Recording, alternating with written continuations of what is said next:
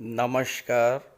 बहुत स्वागत है आप सभी दर्शकों का कुंभ राशि के जातकों के इस वीडियो में। कष्टों, दुखों, पीड़ाओं में बीते 2024 के 8 माह क्या आगे भी ऐसा ही रहेगा? कब होगा सुधार? कब मिलेगी कष्टों से मुक्ति? जी हाँ, कुंभ राशि के जातकों के जीवन में पिछले 4 वर्षों से साढ़े साती गतिमान है और 17 जनवरी 2023 से साढ़े साती का दूसरा चरण गतिमान है। कुंभ राशि के जातक पिछले 4 वर्षों से लगातार कष्ट ही झेल रहे हैं। 2023 में तो आपने बहुत ही ज़्यादा कष्ट झेला होगा और 2024 में ये लगा कि कुछ राहत मिलेगी, लेकिन जो हालात पहले थे कमोबेश वैसे ही बने हुए हैं। हालांकि सबके साथ ऐसा नहीं हुआ होगा। जिनकी कुंडली में अच्छे थे शनि, अंश बल से मजबूत थे, स्वराशि, उच्च राशि या मित्र की राशि में थे, तो उन्हें बहुत कुछ प्राप्त भी हुआ होगा। लेकिन जिनकी भी कुंडली में शनि खराब थे, उन्होंने जीवन में तमाम तरह के कष्ट ही प्राप्त किए होंगे। पिछले 4 वर्षों में आपने जितना कष्ट झेला है उसकी कोई कल्पना नहीं की जा सकती। आर्थिक संकट, खराब स्वास्थ्य, पारिवारिक कलह, अपनों का दूर होते जाना, दिन प्रतिदिन कर्ज के दलदल में डूबते चले जाना, मानसिक चिंता, तनाव, डिप्रेशन जैसी स्थितियां आपके जीवन में लगातार चल रही हैं। धन की हानि, पैसा डूब जाना, व्यापार में धोखाधड़ी होना, लगी लगाई नौकरी का छूट जाना, कोर्ट कचहरी की परेशानियां, ये सब आपने झेला होगा। अगर आप कुंभ राशि के जातक हैं तो ज़रूर कमेंट करके बताइएगा, ताकि आपके साथियों, आपके मित्रों को भी जिनके जीवन में साढ़े साती या ढैया शुरू होने वाली है, उन्हें जानकारी रहे और वो पहले से ही सावधान हो जाएं। ये वीडियो आपके लिए बहुत ही महत्वपूर्ण है, क्योंकि इसमें इसी बात पर चर्चा करेंगे कि आपके जीवन में चल रही इन समस्याओं से राहत आखिर कब तक मिलेगी, कब परिवर्तन होगा आपके जीवन में। और इस बात पर भी चर्चा करेंगे कि 2024 के पिछले 8 माह में आपके जीवन में ऐसी क्या क्या ग्रह स्थितियां रही जिसके कारण आपके जीवन में कोई सकारात्मक परिवर्तन नहीं आया। ये विश्लेषण आपकी चंद्र राशि के आधार पर किया जा रहा है। आपकी जन्म कुंडली में जिस भाव में चंद्रमा का गोचर है, अगर वहाँ पर 11 का अंक लिखा हुआ है तो आपकी कुंभ राशि है और आप उसी आधार पर इस वीडियो को देखिएगा। अपनी नाम राशि के आधार पर भी आप इस वीडियो को समझ सकते हैं। तो ये है कुंभ राशि के जातकों की कुंडली।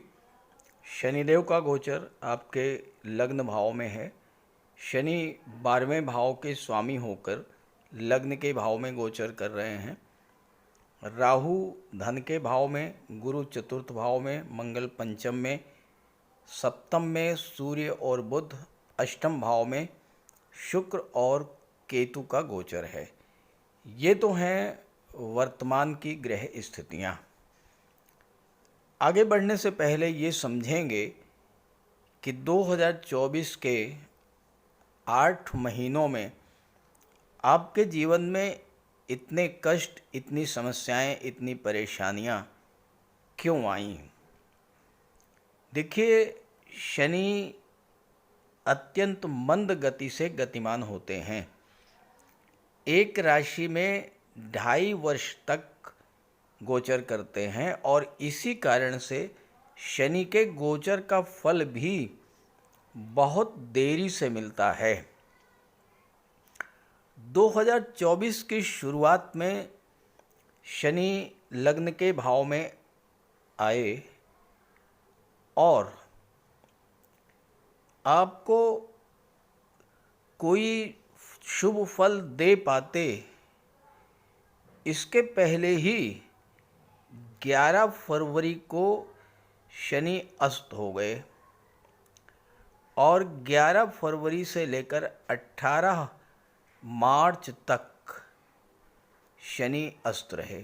पूरे 36 दिन जो है शनि अस्त रहे।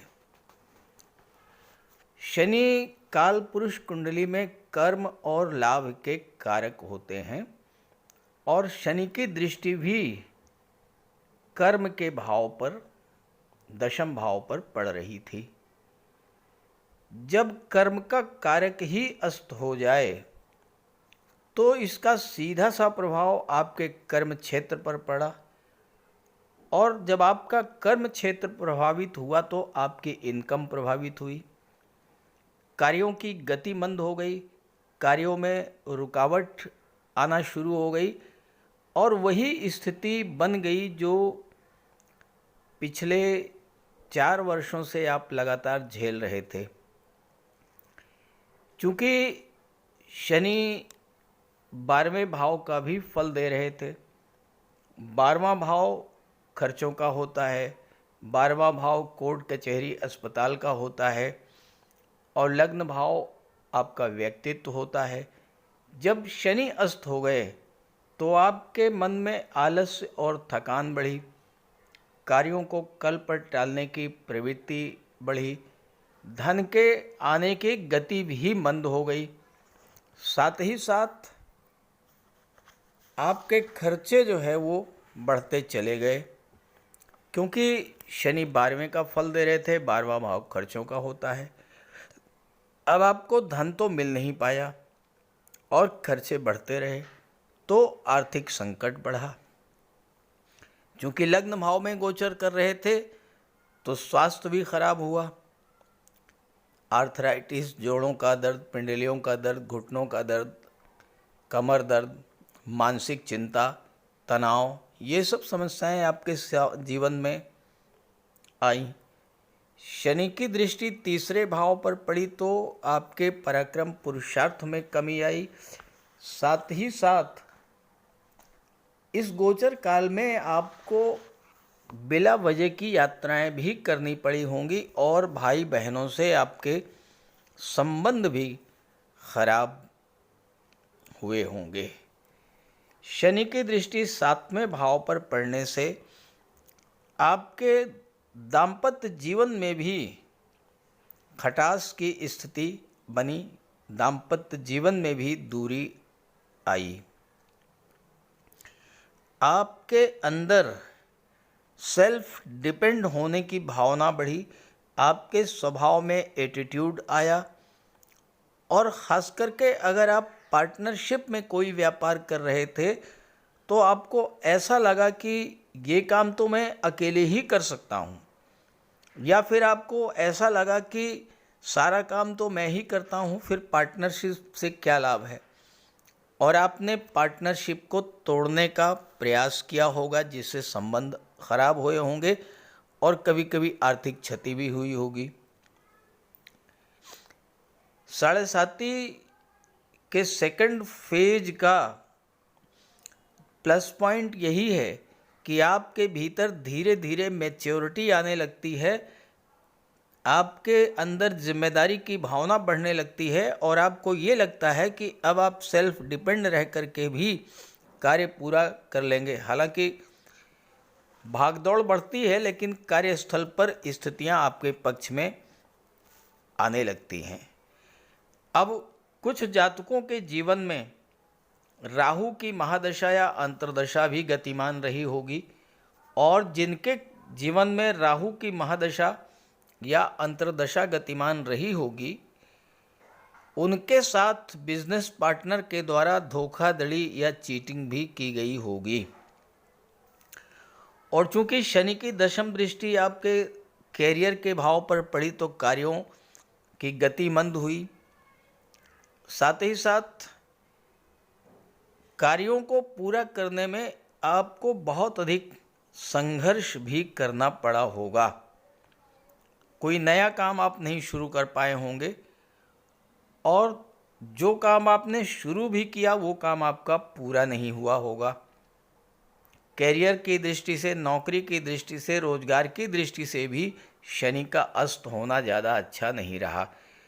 और इसी गोचर काल में ऐसे जातक जिनके जीवन में केतु की महादशा या अंतर्दशा गतिमान रही होगी, हो सकता है कि लगी लगाई नौकरी भी छूट गई हो।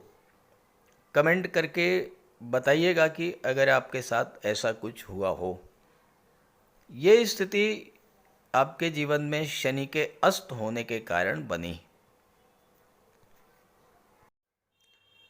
18 मार्च को शनि उदित हुए, लेकिन जैसा शनि का स्वभाव है कि शनि अपने गोचर का फल देने में बहुत देरी करते हैं। शनि आपको कुछ दे पाते इसके पहले ही दैत्य गुरु शुक्र, जो कि आपके राशि के स्वामी शनि के परम मित्र हैं, धन के कारक हैं, सुख सुविधाओं के कारक हैं, कंफर्ट और लग्जरी के कारक हैं, सौंदर्य के कारक हैं, धन के कारक हैं, शुक्र 25 अप्रैल को अस्त हो गए और 25 अप्रैल से 29 जून तक शुक्र अस्त रहे। और इसी दौरान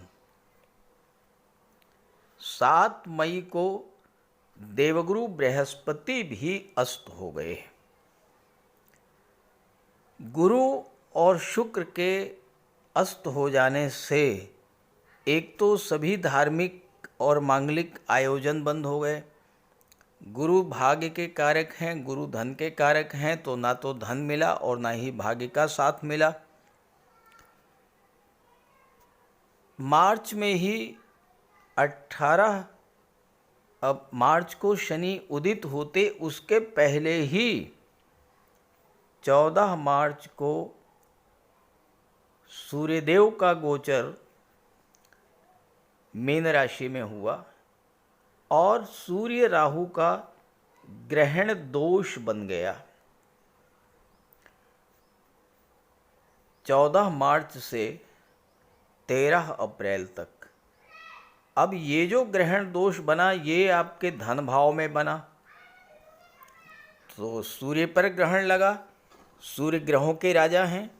जब सूर्य ही पीड़ित हुए तो आपको भी उस पीड़ा को झेलना पड़ा और सबसे बड़ी पीड़ा आपको धन को लेकर आई, क्योंकि धन के भाव में सूर्य पीड़ित हुए तो आर्थिक संकट बढ़ा, आपका आत्मविश्वास कम हुआ, आत्मबल कम हुआ और पैतृक संपत्ति को लेकर हो सकता है कोई विवाद उत्पन्न हुआ हो। साथ ही साथ आपका कोई पैसा जो डूबा हुआ था उस पैसे को आपने प्रयास किया होगा, लेकिन वो पैसा आपको नहीं मिला होगा। और स्वास्थ्य संबंधी समस्याएं 14 मार्च से 13 अप्रैल के बीच, खास करके कमर के नीचे के रोग, यूटीआई इन्फेक्शन है, महिलाओं में हार्मोनल इम्बैलेंस की समस्या है, पाइल्स की समस्या है, इस तरह की समस्याओं से आप पीड़ित हुए। और अप्रैल में ही एक और बहुत ही खराब योग बना। 23 अप्रैल से 1 जून तक, 23 अप्रैल से 1 जून तक मंगल राहु का अंगारक योग बना धन के भाव में। और मंगल राहु का जो अंगारक योग होता है, ये सब कुछ जला करके राख करने वाला होता है, धन को नष्ट करने वाला, पारिवारिक संबंधों को खराब करने वाला, रिश्ते नातों को खराब करने वाला। और मंगल की चौथी दृष्टि 5वें भाव पर पड़ी। अंगारक योग के कारण संतान के साथ आपके संबंध खराब हुए होंगे, लव रिलेशंस में दूरी बनी होगी। मंगल की दृष्टि 8वें भाव पर पड़ी तो स्वास्थ्य खराब हुआ और 9वें भाव पर पड़ी तो आपके पिता और आपके गुरु के साथ आपके संबंध खराब हुए होंगे और भाग्य ने भी साथ नहीं दिया होगा। अब ये समस्याएं आपके सामने जीव आई पिछले 8 महीनों में शनि, सूर्य, मंगल और गुरु के कारण। जुलाई में शनि सूर्य का षडाष्टक दोष बना और अगस्त में बुद्धि के, वाणी के, व्यापार के जो कारक होते हैं बुध, वो भी अस्त हो गए। इस तरह से जनवरी से अगस्त तक के जो 8 माह रहे, इनमें ग्रह स्थितियां कुछ ऐसी बनती रहीं जब आपको कहीं से भी राहत नहीं मिली। तो अब प्रश्न ये है कि क्या स्थितियां ऐसी ही रहेंगी या इनसे राहत मिलेगी, और मिलेगी तो कब मिलेगी, आइए इस बात को समझते हैं। सितंबर का महीना वो महीना है जिसमें आपको लंबे समय से चली आ रही परेशानियों से, खास करके 7.5 से जो समस्याएं आ रही थीं उनसे राहत मिलने जा रही है। और ये राहत आपको 16 अगस्त से ही इसकी शुरुआत हो चुकी है। सूर्यदेव का गोचर आपकी कुंडली में सप्तम भाव में है और सूर्य शनि का समसप्तक दृष्टि संबंध बन रहा है। सूर्य है प्रकाश और शनि है अंधकार, तो सूर्य की दृष्टि शनि पर पड़ने से शनि का अंधकार दूर होगा आपके जीवन से। तो ये पहला प्रभाव तो ये पड़ेगा कि आपके स्वास्थ्य में सुधार आएगा। दूसरा प्रभाव ये पड़ेगा कि जो 12वें भाव के अशुभ फल मिल रहे थे उनसे आपको राहत मिलेगी। फालतू के खर्चे जो बढ़े हुए थे वो बंद होंगे। कोर्ट कचहरी के, अस्पताल के जो चक्कर थे उनसे आपको राहत मिलेगी। तीसरे भाव के जो खराब फल मिल रहे थे उनसे भी राहत मिलेगी। आपके आत्मविश्वास में वृद्धि होगी, आत्मबल में वृद्धि होगी, पराक्रम पुरुषार्थ में वृद्धि होगी और यात्राओं से भी आपको लाभ मिलेगा। भाई बहनों से भी आपके संबंध अच्छे होंगे। आपके व्यापार व्यवसाय में जो अप डाउन्स चल रहे थे वो समाप्त होंगे। पति पत्नी के बीच किसी तरह की दूरी बनी थी वो समाप्त होगी। और सबसे बड़ी बात कि आपके विवाह में जो देरी बनी हुई थी वो देरी समाप्त होगी। ये होगा सूर्य का प्रभाव। और चूंकि शनि की दृष्टि दशम भाव पर, तो दशम भाव का अंधेरा भी दूर होगा। यानी आपके कैरियर में जो अप डाउन्स चल रहे थे, कार्य जो आपके अधूरे रह जा रहे थे, कार्य जो बनते बनते बिगड़ जा रहे थे, वो समस्याएं भी आपके जीवन से समाप्त होंगी सूर्य के प्रभाव से। यहाँ पर सूर्य रहेंगे 16 सितंबर तक। इसके बाद सूर्य आ जाएंगे 8वें भाव में। सूर्य जब 8वें भाव में आएंगे और 8वें भाव को जब प्रकाशित करेंगे तो आपका वो पैसा जो कहीं डूबा हुआ था, खास करके बिजनेसमैन का वो पैसा जो मार्केट में फैला हुआ है, नहीं मिल रहा था, आपके बहुत सारे पेमेंट्स रुके हुए थे, वो पैसा आपको मिलना शुरू हो जाएगा।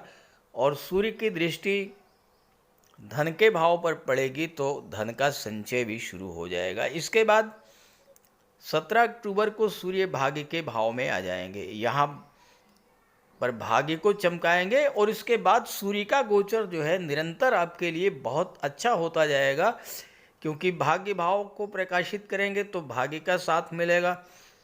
इसके बाद नवंबर में 16 नवंबर को दशम भाव में आ जाएंगे और 16 दिसंबर को लाभ के भाव में आ जाएंगे। तो सूर्य का गोचर लगातार आपके लिए सितंबर से लेकर के दिसंबर तक जो है वो भाग्य का साथ दिलाने वाला, करियर ग्रोथ देने वाला, नौकरी देने वाला, मान सम्मान देने वाला, प्रमोशन वेतन वृद्धि का लाभ देने वाला होगा। गवर्नमेंट से सहयोग मिलेगा। सरकारी अधिकारियों के सहयोग से आपके कार्य बनेंगे, अधूरे कार्य पूरे होंगे, नए कार्य व्यवसाय की शुरुआत होगी और ज़बरदस्त धन का लाभ भी आपको होगा। देखिए, ग्रहों का गोचर अगर अच्छे भाव में है तो बहुत अच्छा फल मिलता है। अब ये आने वाले जो 4 महीने हैं सितंबर से दिसंबर तक, इसमें ग्रहों का गोचर आपके लिए अत्यंत शुभ और श्रेष्ठ भाव में हो रहा है। बुध और शुक्र जो कि धन के कारक हैं, व्यापार व्यवसाय के कारक हैं, बुद्धि के कारक हैं, वाणी के कारक हैं, प्रेम के कारक हैं, विवाह के कारक हैं, दाम्पत्य सुखों के कारक हैं, भौतिक सुखों के कारक हैं, ऐसे बुध और शुक्र का गोचर लगातार अच्छे भाव में ही रहेगा। दूसरी महत्वपूर्ण बात, बुध भी उदित हो चुके हैं और शुक्र भी उदित हो चुके हैं। 29 जून से शुक्र उदित हो चुके हैं और बुध भी उदित हो चुके हैं। अब बुध का जो गोचर है ये 18 सितंबर को भाग्य के भाव में अपनी ही राशि में होगा, तो जबरदस्त भाग्य का साथ मिलेगा। इसके बाद शुक्र कैरियर के भाव में गोचर करेंगे, दशम भाव पर दृष्टि डालेंगे, चौथे भाव पर दृष्टि डालेंगे, दशम में गोचर करेंगे, तो आपके कार्य क्षेत्र में कार्य करने का माहौल बहुत अच्छा मिलेगा। और ख़ास करके वो जातक जो शुक्र से संबंधित कार्य कर रहे हैं, कला और सौंदर्य से जुड़े हुए हैं, उनके लिए विदेश जाने का भी योग बनेगा। शुक्र जब नवम भाव में आएंगे 18 सितंबर को, शनि 12वें भाव के स्वामी हैं, शुक्र के मित्र हैं, तो विदेश जाने का योग बनेगा। शुक्र आपकी कुंडली में सुख भाव और भाग्य भाव के स्वामी हैं और शुक्र का गोचर लगातार अच्छे ही भाव में होता रहेगा। 18 सितंबर को तुला राशि में, 13 अगस्त को दशम भाव में, 7 नवंबर को लाभ के भाव में, 2 दिसंबर को विदेश भाव में। लाभ के भाव में शुक्र बहुत अच्छा फल देते हैं, धन का लाभ कराते हैं, आपके संपर्क सूत्र बहुत अच्छे होते हैं और 12वें भाव में अति विशिष्ट कारक होते हैं। विदेश जाने का प्रबल योग और विदेश से जबरदस्त धन लाभ कराते हैं शुक्र।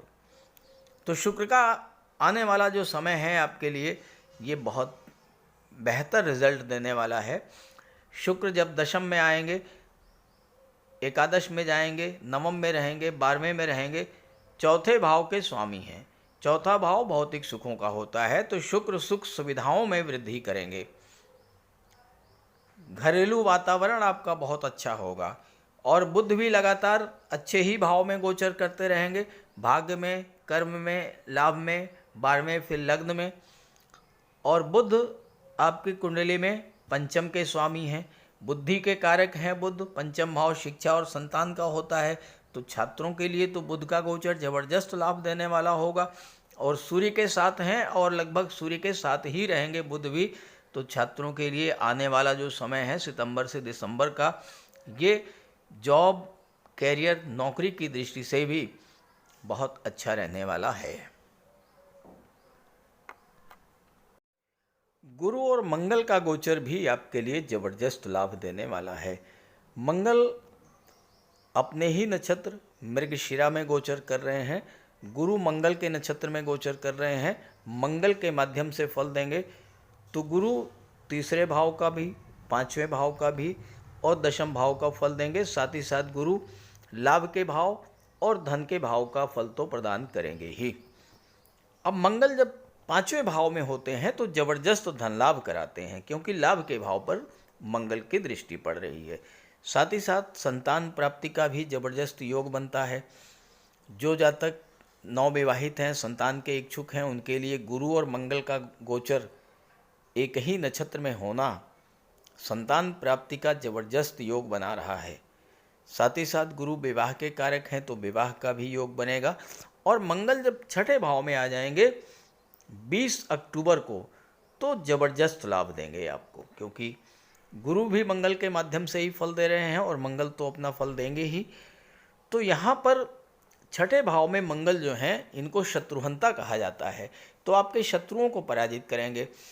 छठा भाव कंपटीशंस का होता है, जो लोग नौकरी की तलाश में हैं उनके लिए ज़बरदस्त योग बनेगा मंगल का छठे भाव में गोचर करना। खास करके जो लोग डिफेंस के क्षेत्र में, आर्मी में, एयरफोर्स में, पुलिस विभाग में, मिलिट्री में जाना चाहते हैं या मेडिकल और सर्जरी के क्षेत्र में जाना चाहते हैं, उनके लिए ज़बरदस्त लाभ की स्थिति बनेगी। लेकिन एक बात का ध्यान रखिएगा, 20 अक्टूबर को मंगल जब छठे भाव में आएंगे तो भूल करके भी किसी को उधार मत दीजिएगा।